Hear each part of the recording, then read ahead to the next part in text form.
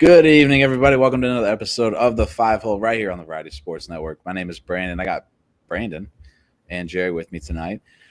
Jerry, it's been a while since we've seen you. How you doing? Good to be back. Yeah, I enjoyed my summer vacation for a little bit. These West Coast games are hard to stay up for and, do the post game. So I apologize for that. But we had a great Cup final. Yeah. I was pulling for the Oilers, but congrats to the Cats on pulling that out. It's always good to lose to the champs. Makes it hurt a little bit less, but, it's definitely good, though. I enjoyed what I saw. It was fun. That Game 7 was probably the biggest game in the NHL's, the past 10 years, I want to say, maybe. I felt like all eyes were on Game 7, which is awesome. It had its own night on Monday. I think the only thing up against it was a WNBA, which I'm sure everybody was very upset they couldn't watch. And then, it was a great game. Couldn't really ask for better. I just wish it would have went to overtime. It's the only thing that would have made it better. Yeah, it was a heck of a game, heck of a series as well. And we got Brandon with us with tonight's show too. Brandon, how are you doing? I know. Doing well. Just been relaxing for most of the evening, and after working day and watching this craziness of free agent day, it was a lot to take in, and there's a lot of teams that capitalized a lot, I would say. Yeah, there was a lot of interesting moves today. We'll put it that way, but not to be overshadowed by NHL free agency that opened at 11. 12 Eastern time, 11 Central time here, was the fact that I wouldn't say fact that, but anyways, Joe Quenville, Scotty Bowman, and there was another guy as well. I don't know his name. What was it? Nick Isaac, I believe. Nick Isaac. He's the assistant coach, wasn't he? I don't know, something on that order. They were all reinstated today by the NHL and are allowed to seek employment starting July 10th. Now they were all played. I don't know how they go about it. They should play a role in the sexual misconduct stuff that was going on with the Chicago Blackhawks a couple of years ago. But they are officially reinstated to seek employment in the NHL starting this year. How do you think this is going to go about? Do you think it's going to be a while before we see any of these guys in the NHL? Jerry? I said it off air. I think the first team that fires their coach this year, whoever that may be, is going to make a run at Quenville. I think Q is one of the finest coaches of the modern era. I think what he did in Chicago was phenomenal, obviously bearing everything that transpired with why he's no longer, or why he wasn't in the NHL for a while. Mm-hmm. If it wasn't for Q, I don't want to give him all the credit, but the Panthers, I don't think, are where they are right now. I think he definitely had a hand in developing those, like that 2014 draft class and all those guys that have been there for like a little bit now. I think he definitely helped them in his short stint while he was down there. Mm-hmm. And I mean, I don't want to say anything that's going to get me in trouble on the air, so I'm not going to go too into how I feel about everything, but it's just good to have him back in the league. I think he's a great coach. Scotty Bowman, I don't really care for front office guys. I'm not going to sit here and say, obviously they do make a difference behind the scenes and all that stuff, but right. I think Quenville being back in the league is significantly better than, Scotty Bowman being allowed to seek employment for an NHL team. That's I can take it or leave that. I don't really care about that, but I'm happy to see. I hope Q gets a job very soon in the near future. Yeah, I think he'll be the first one to I think he'll probably be the first one of the bunch to get a job in the NHL. Brandon, how you think about how you look on the outlook of this going forward? Look at this situation. This story that unfolded today. I'm happy for obviously Quenville. He was a tremendous coach for Chicago. He was a tremendous coach for St. Louis for his little stint that I was here for. I think Jerry kind of hit the nail on the head with it. I think anybody that loses a team or loses a coach throughout the course of the year, probably off season, Quenville will probably be in the mix of a job. He has such a hockey mind. He's so knowledgeable behind the bench, and he knows how to get his teams that he's coaching far into the season on a good record and getting into the playoffs. We saw it with Chicago for a number of years, St. Louis for a couple of years when he was here. I have nothing but great expectations for Quenville whenever he is able to get back with the team, regardless of who he's going to be coaching for. Fair enough.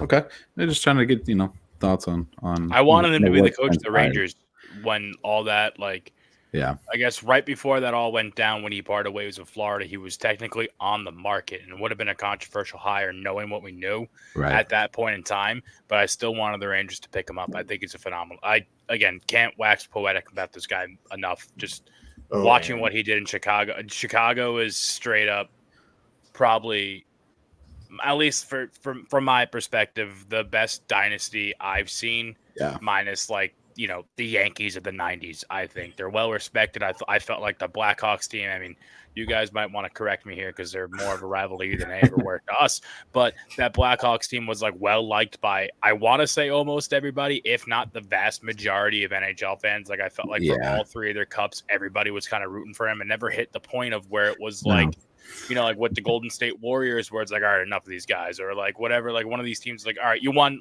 you got it, or the Lightning, or whatever, teams that were always kind of in the mix, you root for them in their first run, and then after the first run, it's all right, back into your hole you go. Watching the Blackhawks succeed all for, let's call it a 10-year period of dominance, if you will, even though they really, that might even be a stretch, but however long you want to call that dynasty for, just watching that team play and year in and year out, it was always great. Right. I think when you look at the difference between that side of things, how well put together the Blackhawks were during that stretch compared to a team like Tampa or Vegas, and even you look into the NBA, like Golden State or the Lakers or anybody like that, that Blackhawks team wasn't put together with a bunch of superstars. You had Patrick Kane, you had Jonathan Toews, and you had Brandon Saad. And you just happen to have a pretty decent goalie in Corey Crawford. Don't forget Duncan Keith. Yeah, I just said that, but it wasn't there wasn't a whole bunch. You didn't get the free agency or trade deadline. No splashes. I know what you're saying. Yeah, like Vegas did. Mm-hmm. Like Tampa. They weren't bringing in the Guentzals and I know exactly what you're saying. Exactly. So I think that's where that little bit of respect comes in. They did it the proper way, semi-right way. Yeah. So, outside of that though, today's NHL free agency was just, it was all over the place. There was people getting paid more than they probably should have been, I would say. There was a couple of surprises, at least in my eyes. One of them being the Nashville Predators, and the way they came out and just attacked free agency right away. They're like, hey, this is it. They loaded up. We'll talk about them in a little bit, but the first one I want to talk about, first guy I want to talk about is this one here. Is Patrick Kane's going to stay in Detroit for the 1-year contract extension?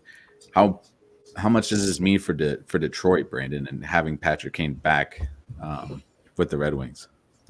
I think it's going to be pretty big. I mean, you saw how him and DeBrincat really caught fire with each other towards throughout the season last year, and I think that's just going to multiply this upcoming season. I mean, they're going to get more time with each other. Obviously, this time around, they're going to figure out their strengths, their weaknesses with each other, and and not just so much between Kane and DeBrincat, but with the whole rest of the team. They're going to figure out how make ways to maximize Kane's effort or Kane's abilities, even though, he is getting a little bit older.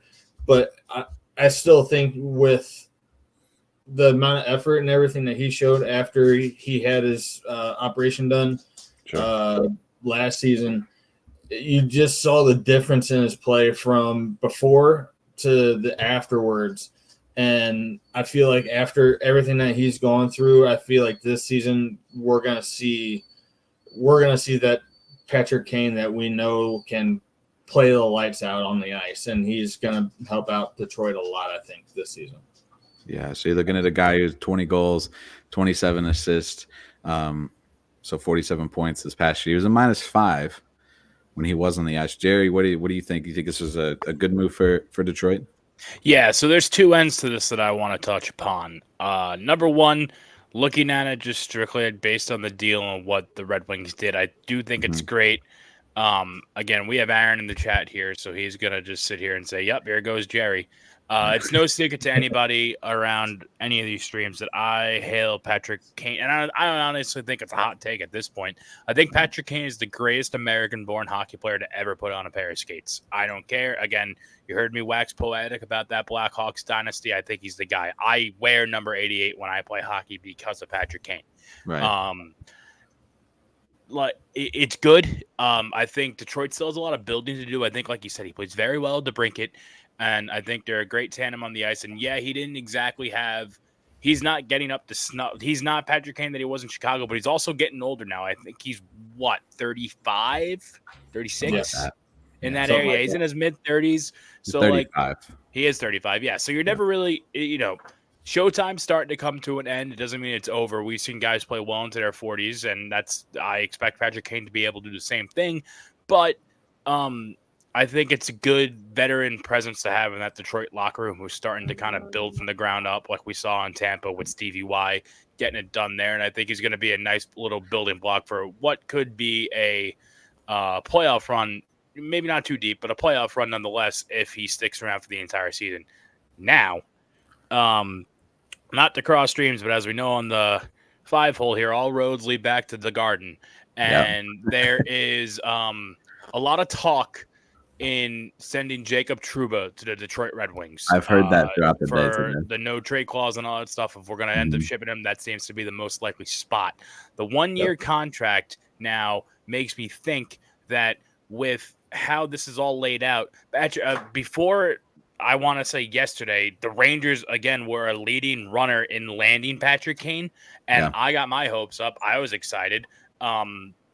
Obviously didn't happen, but now with this 1-year contract, I feel like Patrick Kane may end up being a casualty in this trade and might be coming back to Broadway. Again, call it wishful thinking if you will as a Rangers fan, but I want Patrick Kane to get that run. I want to see Showtime on Broadway as it should be, where he's fully healthy and able to put up. Like you said, he had like 25, 30 points last year. I want to see him make a difference in the team that I know he can. I honestly am still I'm in the minority thinking that when he was here, it wasn't the worst thing in the world. Could he have played better? Yeah. Did he only have 1 hit? Yeah. But it was still fantastic. And I want to be able to buy a number 88 New York Rangers jersey and not feel guilty about it. So I'm hoping that this ends up being trade bait for the New York Rangers. And I also kind of really want Trouba off my team. So we'll see. Either way, I think it's a win for Patrick Kane, and I'm excited to watch him continue to play hockey. Yeah, I think this is a solid keep for the Detroit Red Wings. You keep a nice veteran, veteran leadership in the locker room with a, kind of a semi-young team still who's trying to figure out, find their way basically. So, and then, if things don't go right for Detroit, mid-season, he's only on a 1-year contract. You find somebody to make a trade with, you're kind of saying, Jerry, maybe this is a midseason kind of trade. Did they do anything in the draft?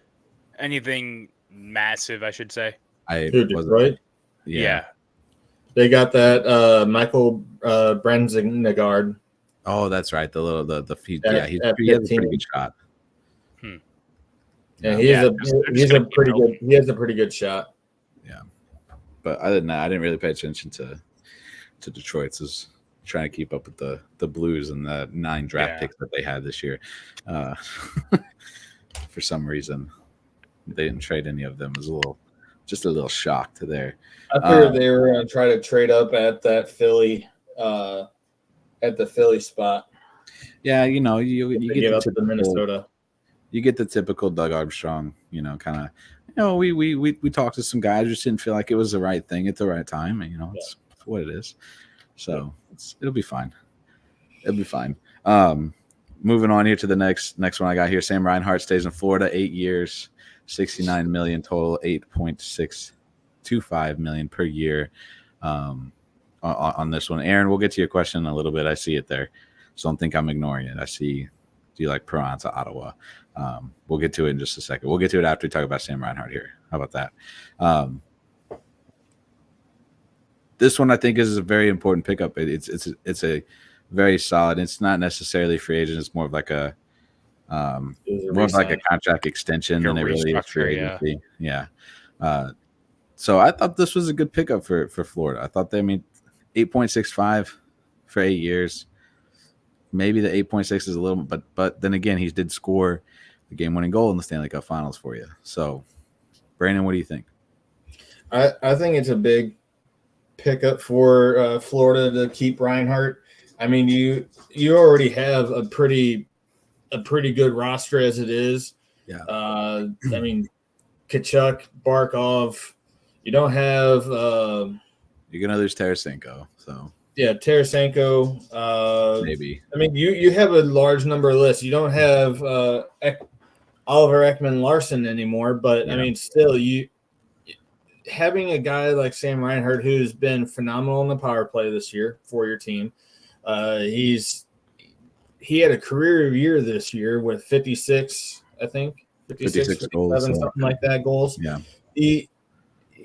This is a guy that if he can continue the productivity that he had this season into next coming seasons, yeah, that 8.6 is going to seem like a steal in a way, because if he can keep up these numbers, he could be playing like a guy that is earning 10, 11, 12 right now in the league.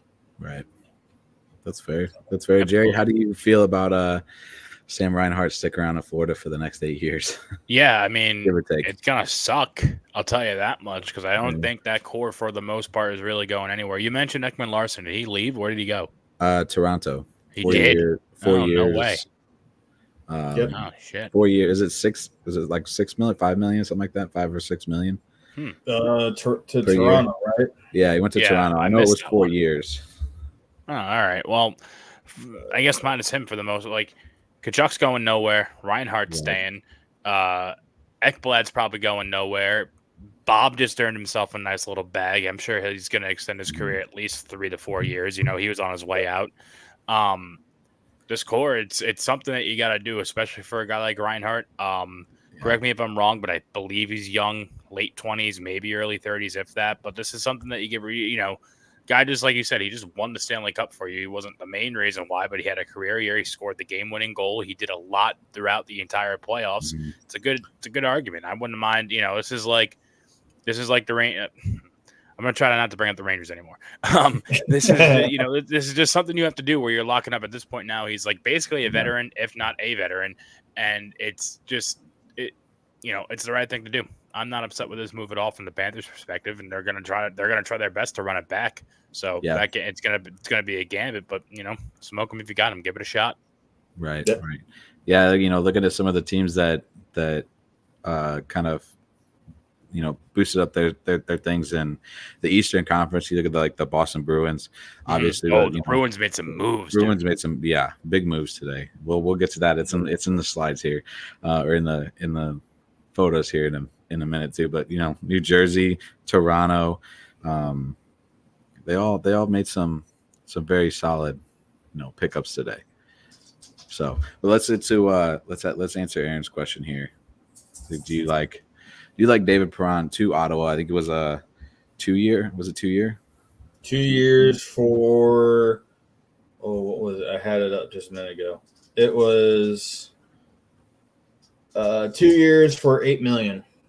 2 years, $8 million. Yep. 2 years, $8 million. It kind of seems like you get an older guy, veteran guy. You're getting $4 million AAV. Oh, I mean that's about average for, especially with him being older. You're looking at a guy that's 30, I think 35. So he's about the same age as Patrick Kane. Yeah. So you got to look at it this way. His good years, or like his really good years of like 8 years ago are done past him. This is just pretty much, I would say, a death signing for Ottawa. Pretty much, they're trying to bring in veteran leadership. Mm-hmm. Perron is a very good player. on and off the ice. He is tremendous in the locker room. He knows how to carry a team on the ice, and if he's got to put a team on his back in order to get something going for the team, he will do anything and everything that he has to do for the team in order to get them going. And I feel like, especially with the moves that Ottawa has made already in the offseason, I feel like this is a good leadership quality move for Ottawa, especially with how young they are. Yeah. I think it's a solid move. It's a good veteran leadership move that, something Ottawa could use in this case. Jerry, how do you feel on David Perron to Ottawa? You're just kind of. I don't think it's good. Yeah, I don't really. It's not going to make too much of a difference for them. Yeah, I still think they're going to be a pretty lower end of the barrel team. Mm-hmm. Like you said, with the veteran leadership perspective of things, I do think that's going to be worth something. Where like, Right. they have Brady Tkachuk over there, manning the sea. For now. For now, but not that, I mean, his dad is who his dad is, so it is, take it for what you will. But, in 10 years from now, where he's going to have the chance, if he's still in Ottawa, let's say, and he stays there and he stays the captain, all that stuff, he's going to say, I played 2 years with David Perron, and, he was a veteran's veteran. Like, he taught me all this stuff, and he's going to, it's kind of just like passing down the torch and like leading with the traditions and all that stuff and doing things the right way. This is stuff that the veteran leadership is why it's so important in the locker room. So that can go a long way, especially when you have such a young team. But again, as far as competitiveness goes, I really don't think it's going to make a difference unless they really get that spark that we kind of saw at the beginning of last year. But I don't know. Leaves a little bit to be desired, if you ask me. Yeah, I would agree with it. I don't think it's going to.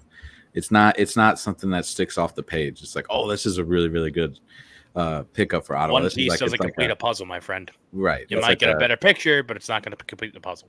Right. It's a hey, this is a good piece to move things in the right direction, but it's not where they want to be. Put it that way.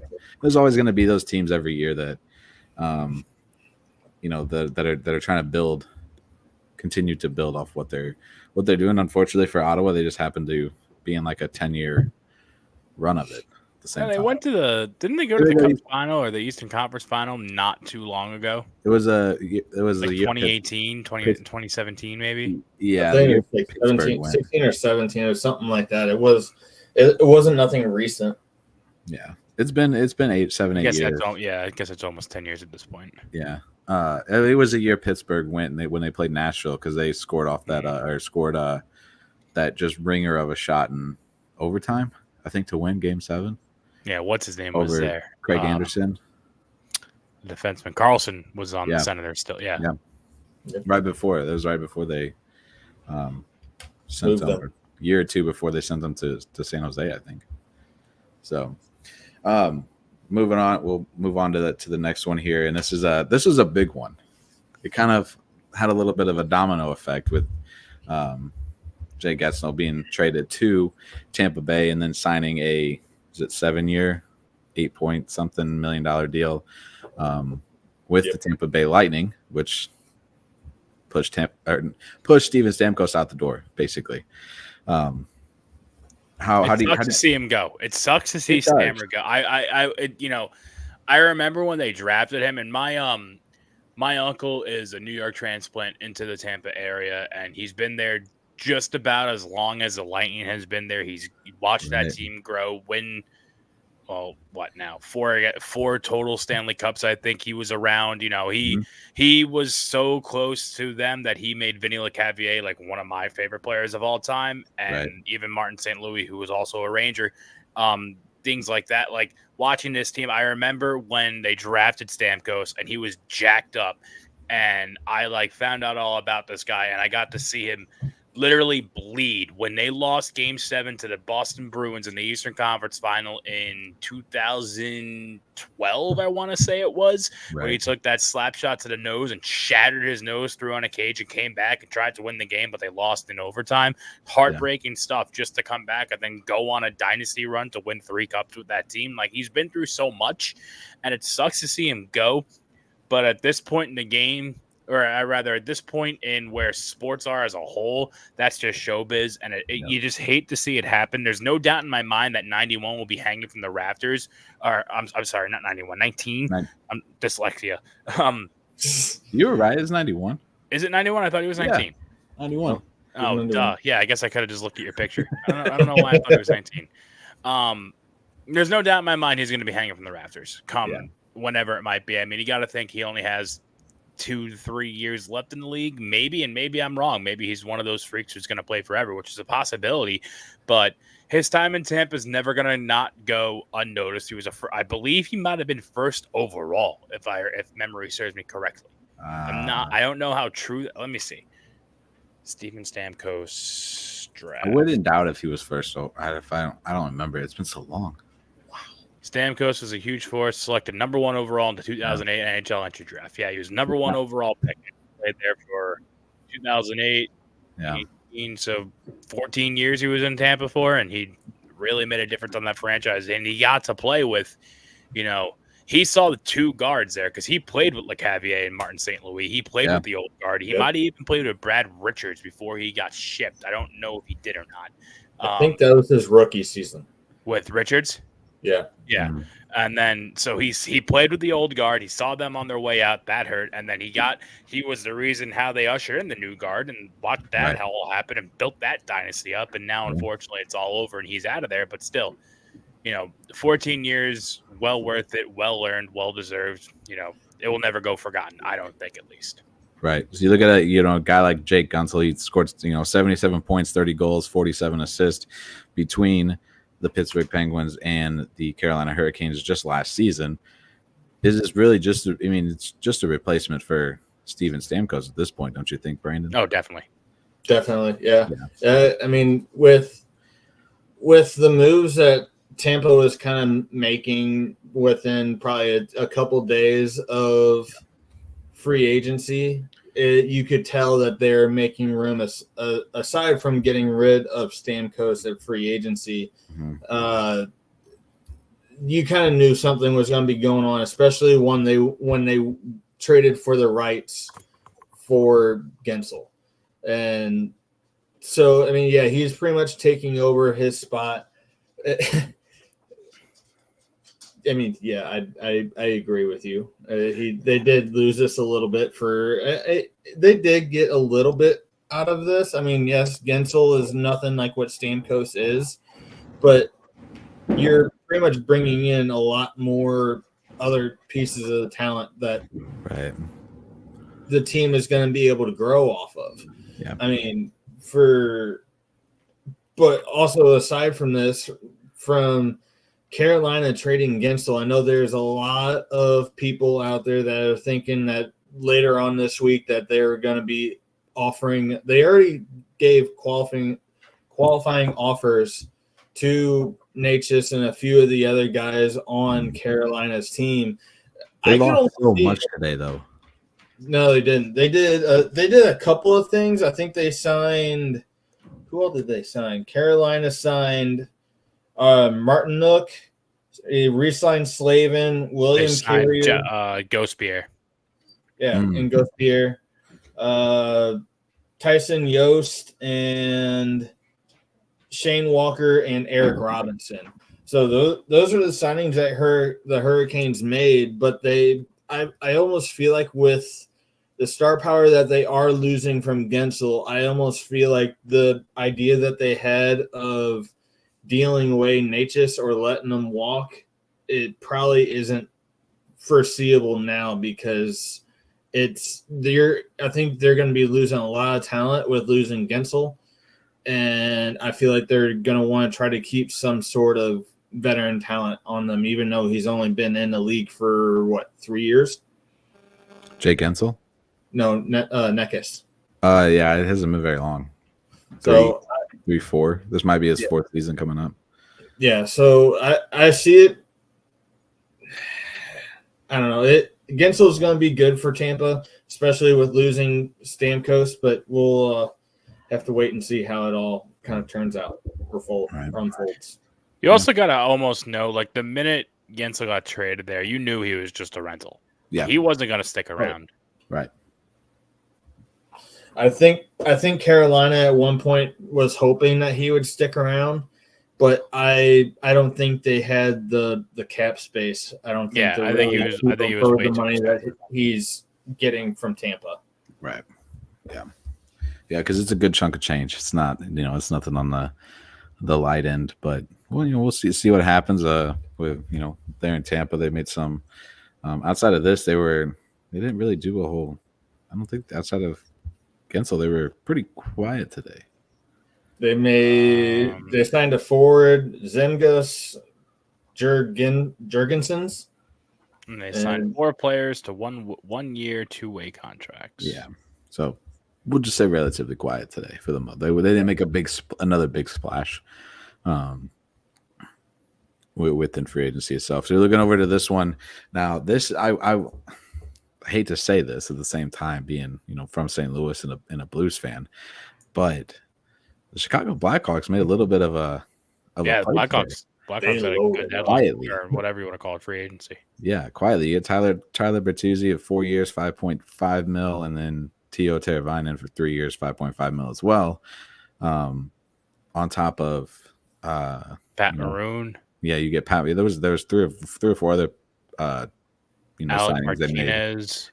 That was Greg I did see that one. So you got Alex Martinez, Pat Maroon. Plus, you already have the additions of Connor Bedard and the young kid that they drafted this year too. Which I was going to say they had a good draft pick this year too. Yeah.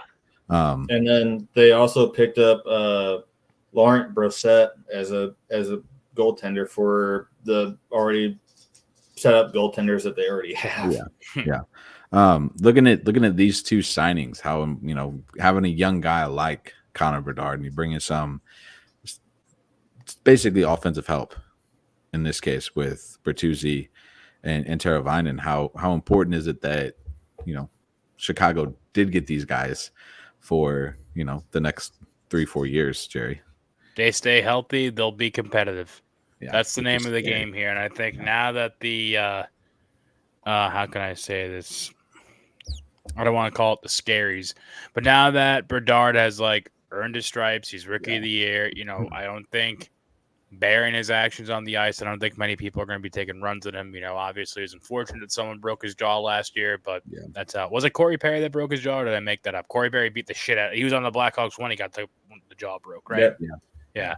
Because that was when the whole thing came out about his mom. Yeah.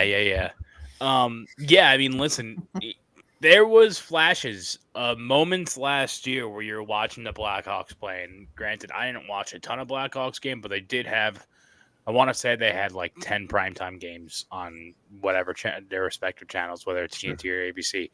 And I remember watching some of those times and just being like, there's something here.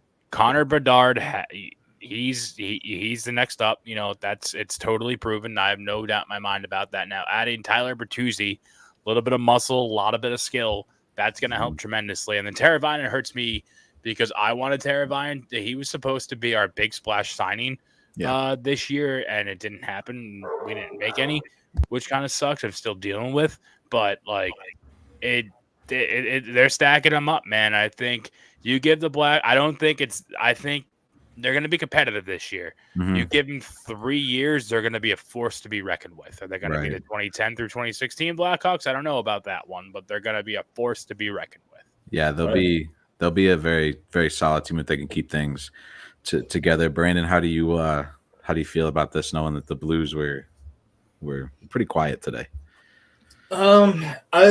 Obviously it's good signings for Chicago. I mean, you're getting some good skilled players, some young skilled players. I mean, I think Bertuzzi's mid-20s, maybe. He's probably Teravainen's about 25, 26, I think. So you're looking at talent that's coming into this team that last year Connor Bedard didn't really have that much talent with him. It was a lot of guys that were kind of – it was more or less a glorified AHL team with Connor Bedard. That's pretty much what Chicago was. That's so mean to say, but it's so true. It's true. Hey, you know what? I am from St. Louis. I have the right to say these types of things. Fair enough.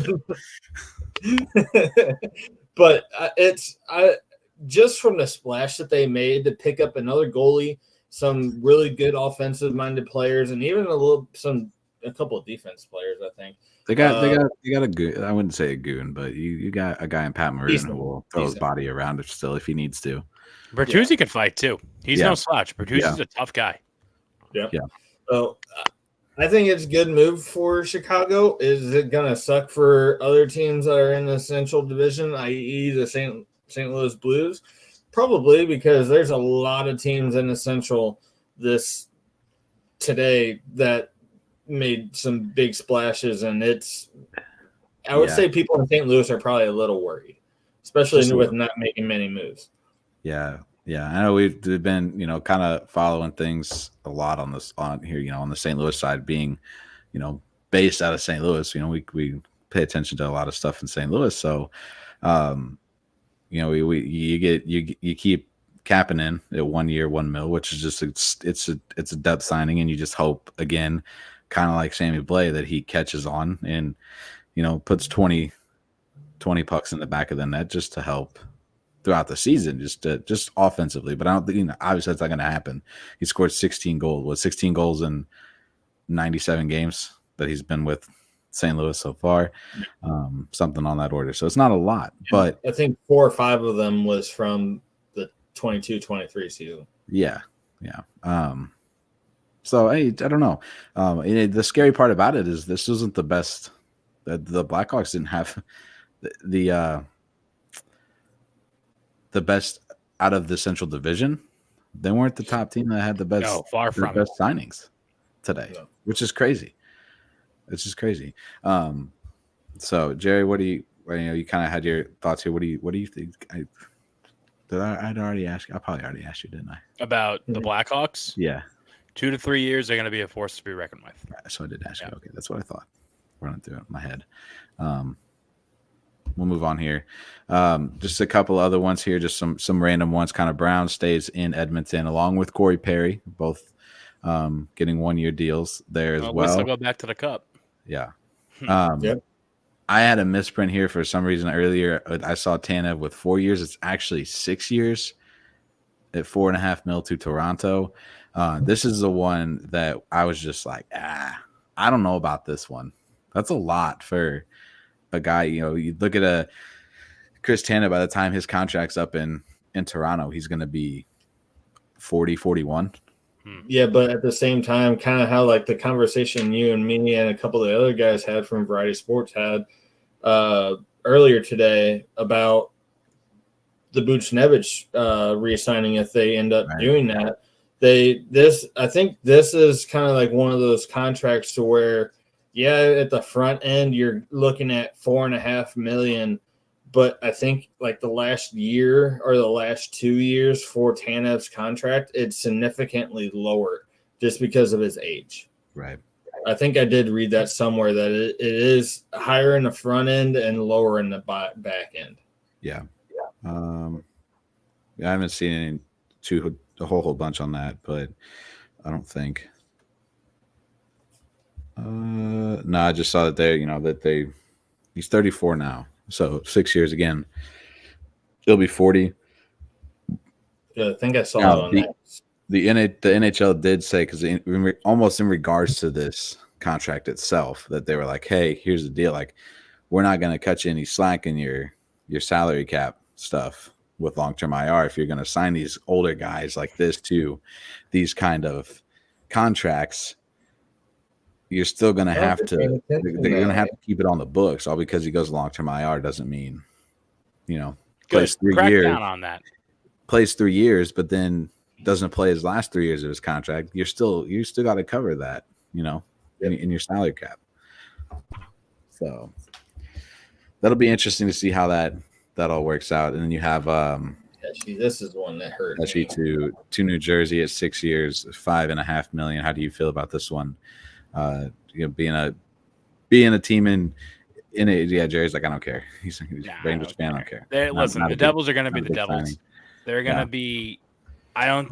Anybody. Is it a good pickup? Yeah, sure.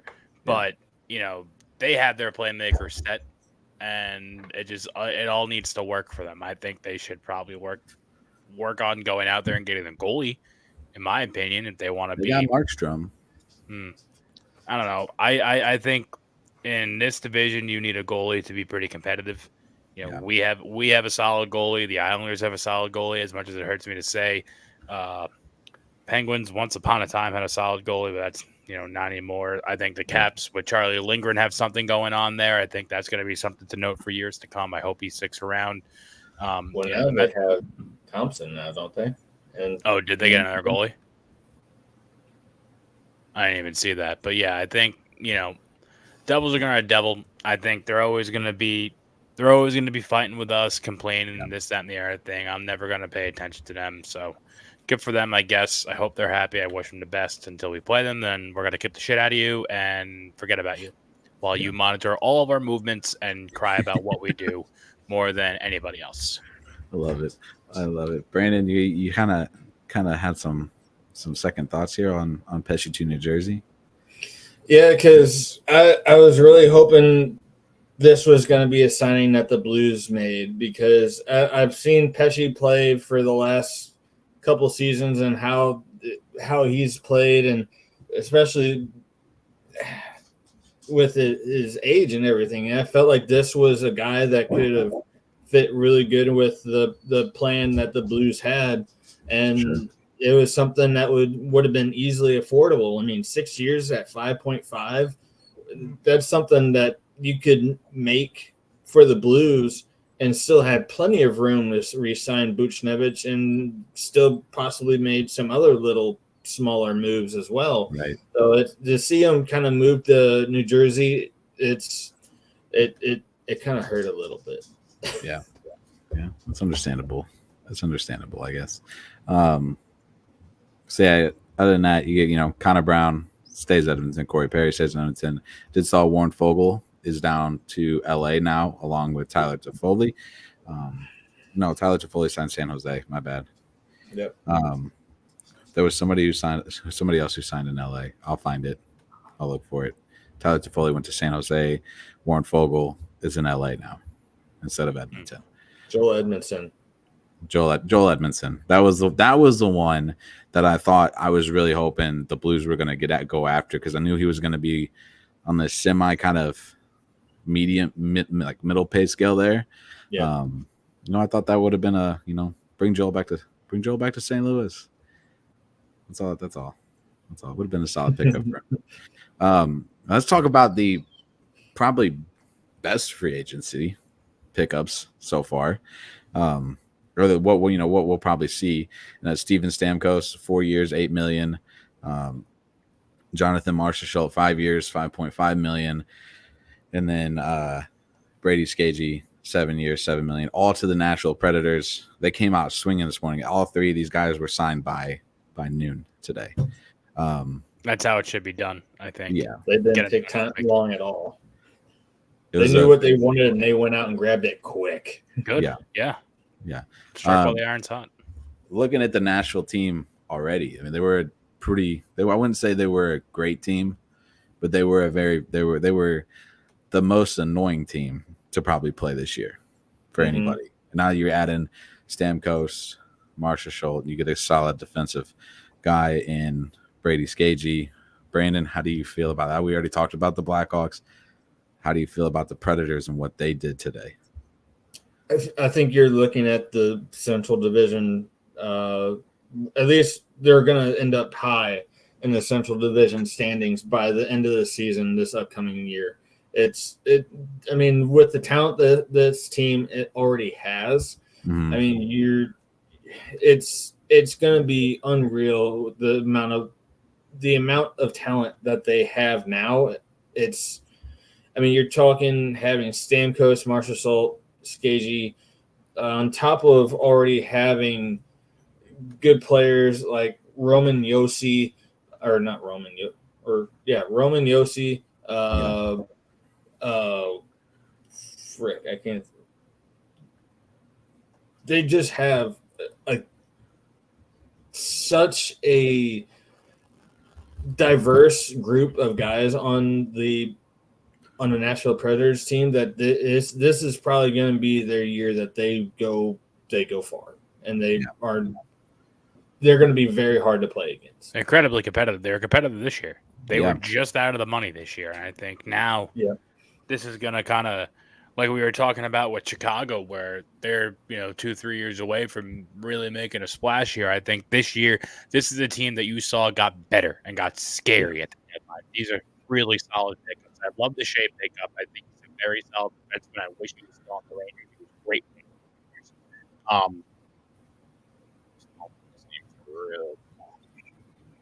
Stamkos, obviously, is Stamkos. And Marchessault is a phenomenal pickup. He was great in Vegas. As long as he's been there, he's done a lot for them. He's a cup winner, and he's a producer. So I think this is going to be big time for the Preds. I would love to see them competitive. It's going to be rocking on Broadway. Sucks for you guys, but still, it does. It does suck, but at the same time, I've always believed that the Central Division in the NHL is always, at least for the last 10 years, been one of the toughest divisions in NHL to win consistently. I wouldn't disagree. You don't typically see the same division winners.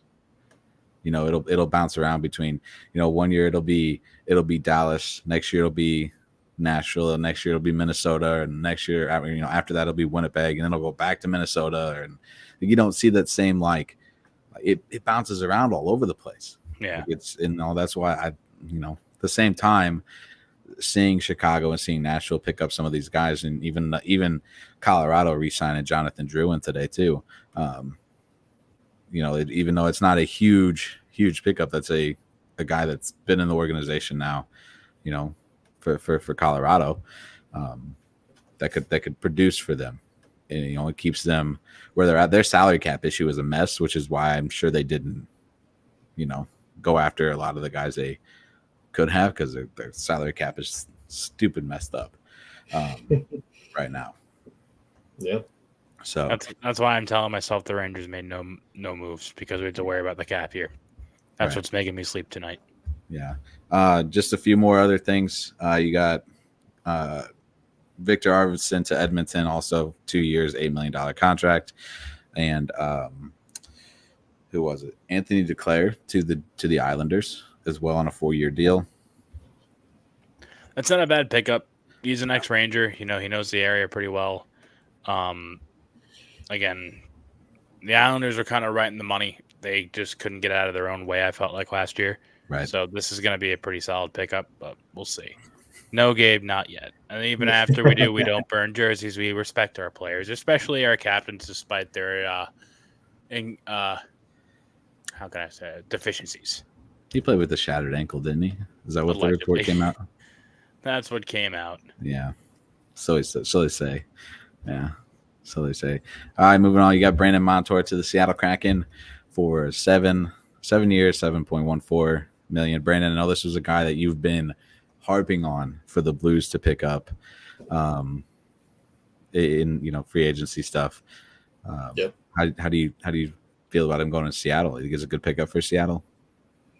I think so. I mean, Seattle is a team that hasn't been in the league very long. They have some talent on their team. Having a veteran defenseman come to their team now, and you're going to have him for 7 years. Montour is a guy that knows a lot about hockey, and I think once he comes into Seattle, he's going to be able to help these guys out a lot and be able to be a very good leadership role with the Seattle Kraken. But I mean, at the back end of that contract, it's going to be a little sketchy, I think, because he's already pretty old. I think he is 29, 30, 31, somewhere in that age range. So, I mean, yeah, for the first probably 3 or 4 years, you're looking at pretty decent Brandon Montour. Probably on the back half of that contract, it's going to be questionable. I feel like. What were your thoughts with this one, Jerry? Yeah. I don't know. I mean, I think, again, the Kraken, we saw them go on their run that they went on. I think the Kraken are going to – I think this is kind of fall the wayside of Perron to the Ottawa type deal, where it's not going to make that big of a difference. This is a good contract for a solid player. He's young. He's on the younger side. He can it's a bigger pickup than what Perron is as far as, productivity goes team wise. He's not just Right. like a locker room veteran presence type deal. But I don't know. It might be able to make magic happen, but I still think they have a lot of work to do out in Seattle. Yeah. Yeah, that's fair. Gabe, thanks for stopping in. We definitely appreciate it. Quick question here: how did every contender pass on Walker if his ask was under $4 million average annual value? It's a good question when you're seeing some of the contracts for defensemen in the $7-8 million a year type things. You said he signed with Carolina, right? My guess would maybe they must know something we don't know. Could be like a failed fit, like some sort of persistent injury or something like that. Because, like you said, that's a very enticing offer, or at least asking price to go for a free agent. So there must be something lingering there. Yeah, that's fair. Very true. Move on here to the next one. The Boston Bruins and Vancouver Canucks basically just swapped defensemen today. You kid. I should have put their names up here because I forgot their names. I know one of them is Lindholm. Nikita Zadorov is the other. It. Zadorov and Lindholm head over to Boston while Jake DeBrusk heads to Vancouver as well. Jerry, what do you think about this beating the Eastern Conference? You think these are solid pickups for the Boston Bruins? Do you think they overpaid a little bit here? I think the Lindholm I like the Lindholm contract. I think he's a flashy player that has a lot of worth. Yeah. I don't know much about Zadorov. I can't really speak to those numbers in those years as far as if they're good or bad. Yeah. But the Bruins, man, Bruins have my respect. I like the Bruins. This is, coming from a New York Yankees fan to do anything, any sort of respect towards Boston's kind of weird, but I do think the Bruins, they made some pretty big pickups here at the deadline. I think it's something they need. We saw them. They lost one of their goalies not too long ago. Did he go to Ottawa? Or am I? Yeah, I believe he went to Ottawa, right? Yeah, he was traded to Ottawa for a second-round pick and a defenseman as well. Was it a second-round pick? Sounds right. Yeah. So, I think they're just making moves here to try to figure things out. The help on defense wouldn't be the worst thing in the world for them, so I think this is actually pretty important for them. Right. Now that they actually, they might be one less goalie, but now they have help to help one goalie. Now they have a clear-cut number one who's going to be playing, 65, 70 games a year, if that. Mm-hmm. So it's gonna be important to have you up on defense. And when you're heavy up and on defense, you might as well find someone who can also play offense, like Elias Lindholm can. So good for them. We'll see how this works out. Yeah. Brandon, how do you feel about this one? My thoughts were kind of the same as what Jerry had said. Lindholm, you're going to get a lot of offensive presence from him. Zadorov, I don't really know too much about Zadorov. I know he was kind of a middle ground defenseman, if I'm correct, with Canucks. I think he was like a 3-4 defenseman with them. But he still had his times on the ice. Yeah. Right. Where he had his good moments. But I don't really know too much about Zadorov, to be honest. 6 goals, 20 assists, so 26 points on the season, and he was just at 0 on the plus minus side of things. But he's 6'6", 200, basically 200, 48 pounds. That's a body right there. Good for him. Big guy. Yeah. Yeah. The big solid defenseman that kind of like, Gabe said here, that fits the way the Boston Bruins play.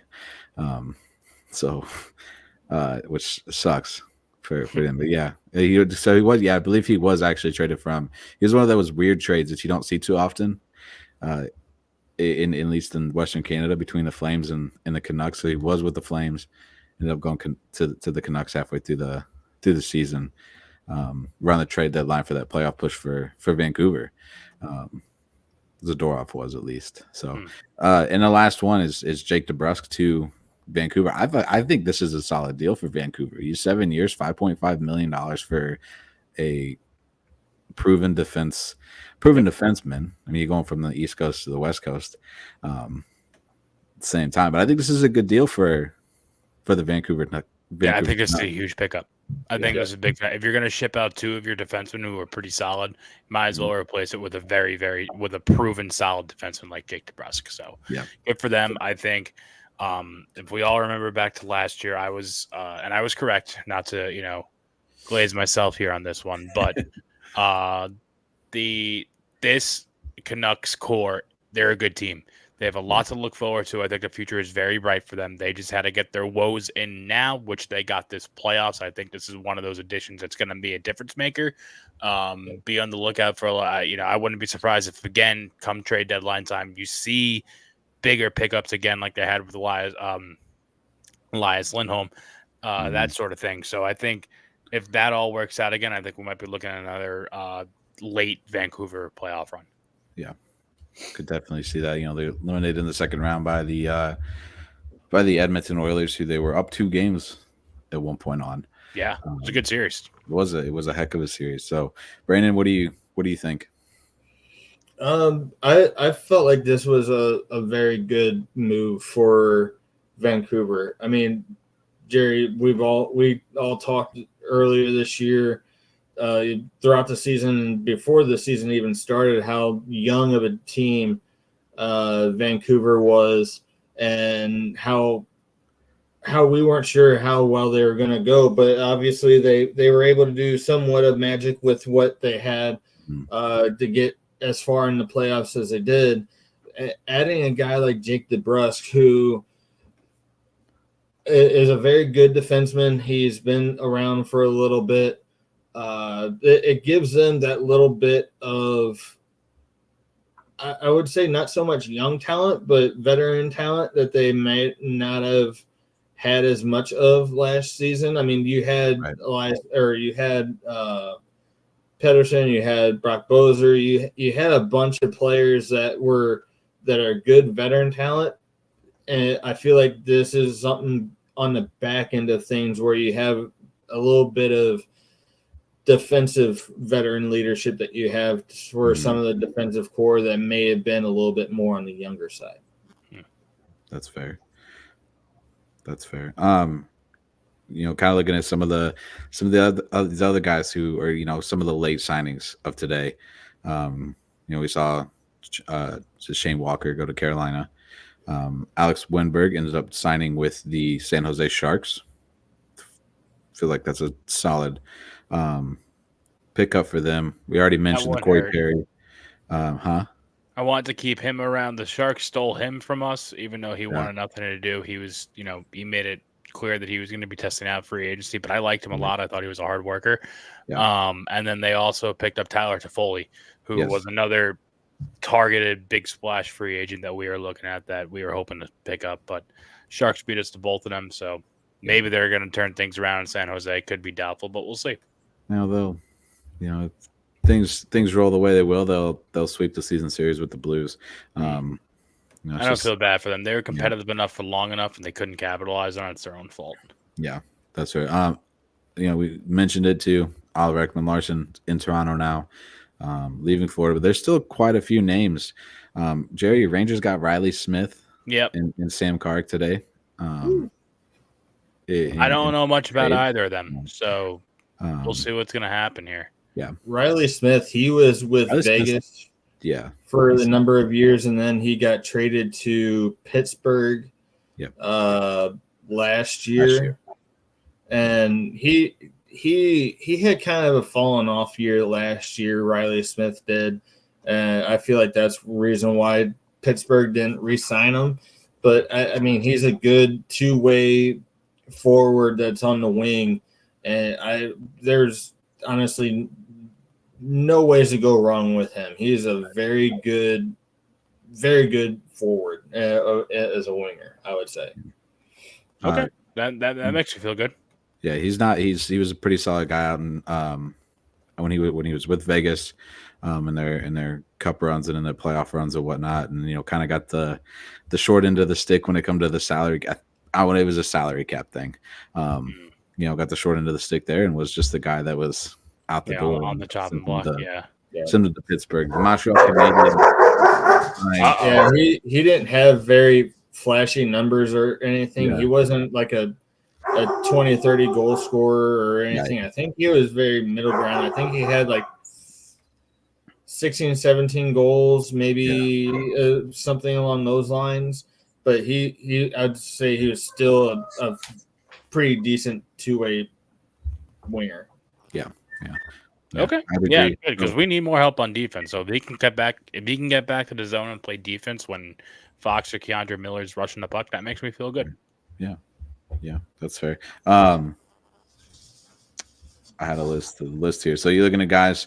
So you said, Sean Walker's in Carolina now. Gosensberg in Carolina as well. Winberg, San Jose.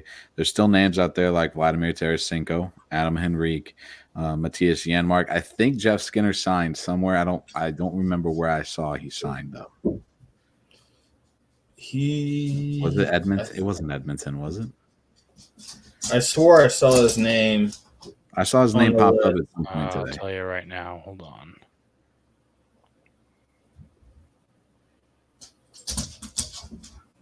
Edmonton. Okay, that's what I thought Edmonton, it was. Yeah. 1-year contract with Edmonton. Yeah. Kevin Hayes to Pittsburgh. It's just a salary dump. Oh, wow. Yeah. That happened Friday night during the draft, or right before the draft. At least, Blues sent Kevin Hayes. Was it Saturday? Saturday morning. Was it Saturday? Yeah, it was Saturday. I guess it was one of the two. It was over the weekend during the draft. The Blues sent Kevin Hayes to Pittsburgh. They sent Kevin Hayes and a second-round pick for next Pittsburgh year for basically salary dump. So we future considerations out of it. It was Friday. So Hayes is a great player. He's still working hard. Yeah. Just not in the right system, and just didn't fit the system in St. Louis. He was Torts' whipping boy for a long time. He had to get out of there. I don't blame him. Mm-hmm. Daniel Sprague, James Van Riemsdyk, Tyler Johnson, just some of the other names that are still left on the free agent market right now. How do you guys feel about day one, Jerry? I wish the Rangers would do something. It's that meme of the stick figure poking the dead dog with a stick saying, do something. Come on. Yeah. But I don't know. Patience is a virtue. I guess we'll see what happens selfishly. As far as league-wide goes, I think a lot of big-time moves are made for some teams that are going to be, the Blackhawks come to mind. The Predators come to mind. Again, it's not about, you can make as many moves as you want, signing all these players up if you have the cap space and doing whatever, but it's a matter of the quality of signing. I think both the Blackhawks and the Predators have made pretty big pickups to make them more of a complete team. Yeah. And I stand by what I said. I think the Predators are going to go on a run this year, and I think the Blackhawks are 2 years away from completing the puzzle. Maybe who knows? Maybe they show up to play this year. Maybe I hope not. Yeah, we'll see. But I think those are the two winners of Canada Day, Free Agency Day. Canada Day, my father's birthday, and Free Agency Day. July 1st is always a doozy. But I think those are the two winners today, is the Predators and the Blackhawks. Yeah, we get blessed with the Toronto Blue Jays red and white jerseys today, as well, with it being Canada Day. Brandon, how do you feel about day one of NHL free agency? Jerry, happy birthday too if you get a chance. I will. Happy birthday from all of us at BSN. Obviously, there was a lot of big splashes across the league for free agents. It always is this way for day one of free agency.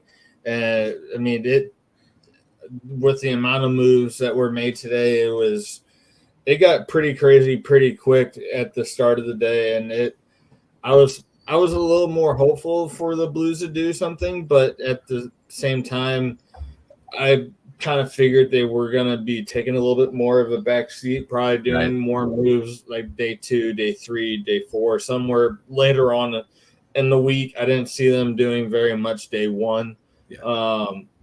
But all in all, I have to kind of say the same as Jerry. The winners of the day were more or less probably the Nashville Predators and the Chicago Blackhawks. Unfortunately, I would 100% agree. Yeah, You can tell I didn't want to say it. I believe you. Listen, I don't blame you. It's hard not to look at those the signings they made today, even the later ones for Chicago, and the smaller contracts, Pat Maroon and some of those guys. Alex Martinez, I feel like he is a very good. He's a very solid. He's a good pickup. He's a good pickup for Chicago. He's brings a lot of veteran. We talk about veteran leadership a lot. That he's another guy that brings a lot of veteran leadership to that team. For sure, he's a cup winner. Yeah. And I think one of the teams too that we kind of skipped out on. This is another kind of one that's going to hurt a little bit. That was the Stars. They made some good moves as well. They brought in Casey DeSmith. Re-signed Matt Duchene. Okay. Signed Matt Dumba, Laya Limboskin, and Brendan Smith as well. So I mean, they also had a little bit of a decent kind of draft, or not draft day, but free agent day as well. Right. Is there anybody? That'll be my last question before we get out of here. Anybody who you feel did not impress you at all, and outside of the Blues and the Rangers?